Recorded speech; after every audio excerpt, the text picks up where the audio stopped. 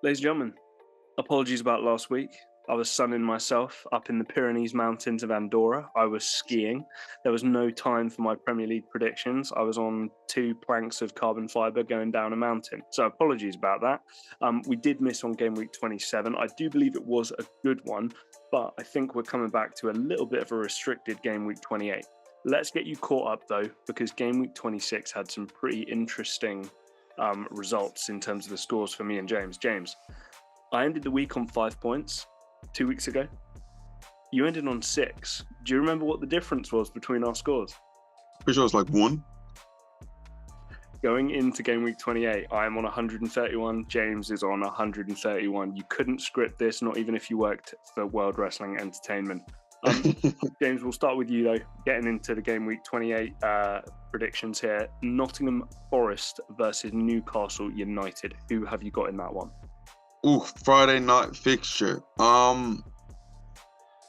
It's a bit of a weird one because Newcastle have been filled with a lot of praise this year, with the way that they played, but they were able to get their first win in like 5, 6, 7 games. The biggest thing for them is just goals, Jack.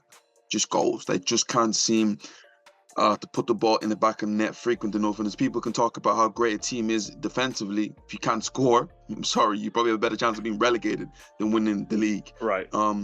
That's the biggest thing. That Nottingham Forest were on and up, but recently I felt like they got very, very comfortable, and it's almost like they feel like they're safe already when there's still a lot to play for. But what I see in this game is I'm going to go down the middle, Jack. I'm going to say that this game is going to be 1-1. So I'm going to say score draw 1-1. Look, James, I kind of see where you're coming from there, but I am going to go for the 2-0 win for Newcastle. Look, I just think that this Newcastle team are better placed. It's the best defensive team in the whole league. Nottingham Forest don't, for me, even at home, provide enough of an attacking threat to worry this Newcastle defensive unit. And in terms of the goals, Alexander Isak is back. He scored recently. He's going to be slowly getting back into the swing of things. And, again, with Newcastle ever progressing, this is going to be one of the kind of, potential golden boot contenders going forward over the next couple of seasons, depending on how Newcastle develops. So I can see him getting on the score sheet here, keeping a clean sheet, 2-0 Newcastle for that one.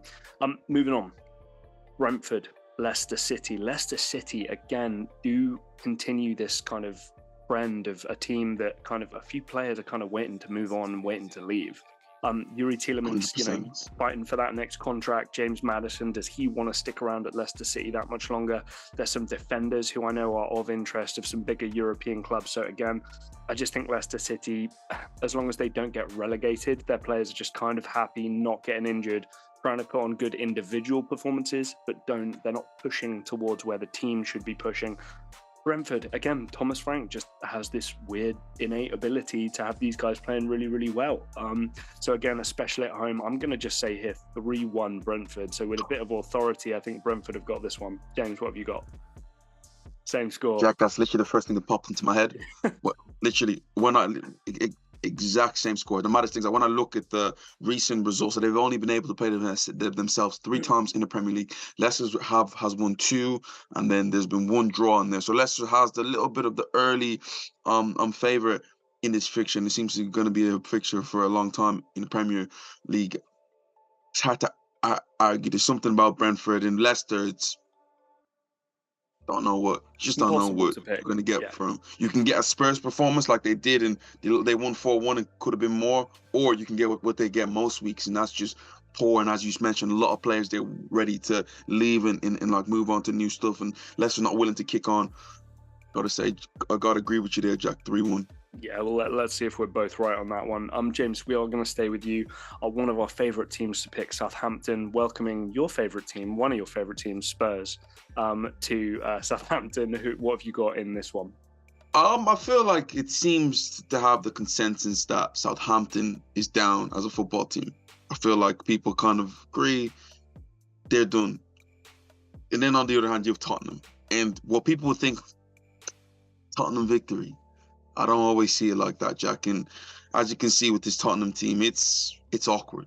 It's weird. You may get a 2-0 against Chelsea, a 2-0 against West Ham there, but there's also a Leicester freak performance there. There's also a Wolves freak performance there.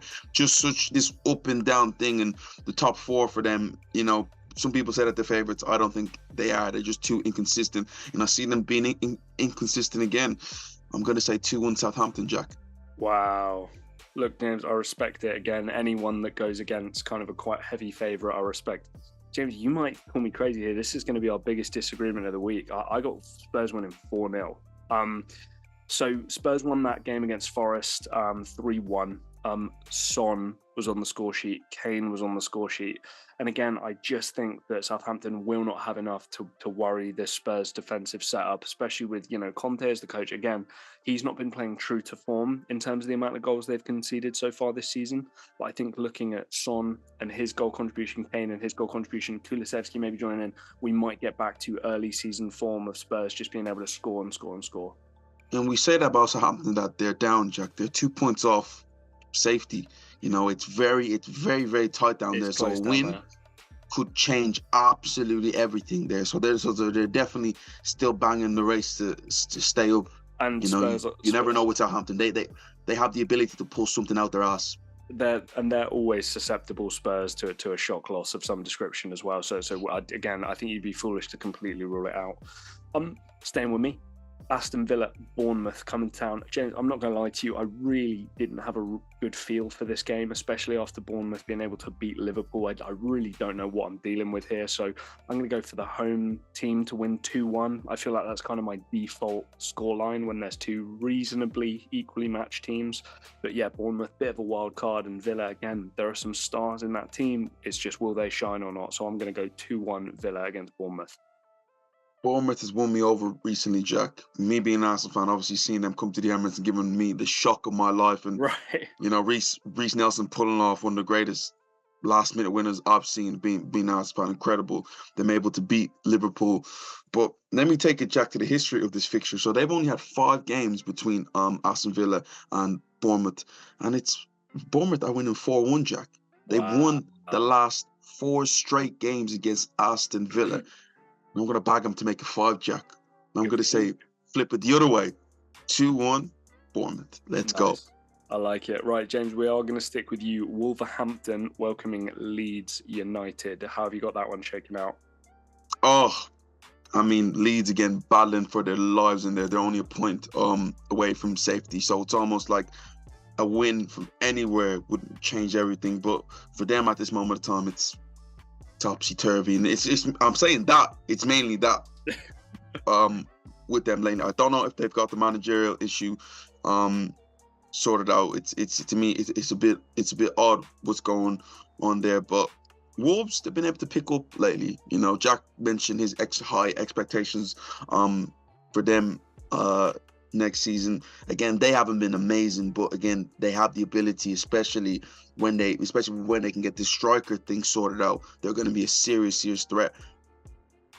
I want Leeds to do well. And to be fair, in the 13 games that they've played, it's 3 win apiece and 7. It's 3 win apiece and 1 draw. Right. I'm gonna sit on the fence here. I'm gonna believe the Leeds can just pull something out. I'm going way off everything. 1-0. 1-0. Look, James, I don't blame you. I've got one less goal in that fixture. I've got Wolves just taking the home victory 1-0. Again, I think by this point, I feel like I say it in every video, I do think highly of this Wolves team, and going into next season, this would be one of my kind of wild card look out for Europa League finishing maybe type teams. That striker position is the big one. Leeds, really good showing at home against Brighton in that 2-2 draw. Good Brighton team. For me, though, I just think that this Wolves team will have enough, especially at home, to be able to shut them out, control the game, and then be able to just get one bit of brilliance in and sneak a 1-0 win. That would just be my take. Going over to West London, though, Chelsea. Obviously, very difficult to pick at the moment because every time they're a favourite in a game, they don't win. Everton coming to town. Obviously, Everton's still battling. Chelsea with what felt like a really good kind of team-binding performance against Borussia Dortmund midweek last week. So I'm going to say that Chelsea win this one 2-0. Just because I got a sense after the game. One of my favourite things, and hopefully this doesn't make the video too long, but one of my favourite things, James, is after the final whistle goes, and when the halftime whistle goes, I like seeing how players interact with each other. I like seeing how managers interact with certain players.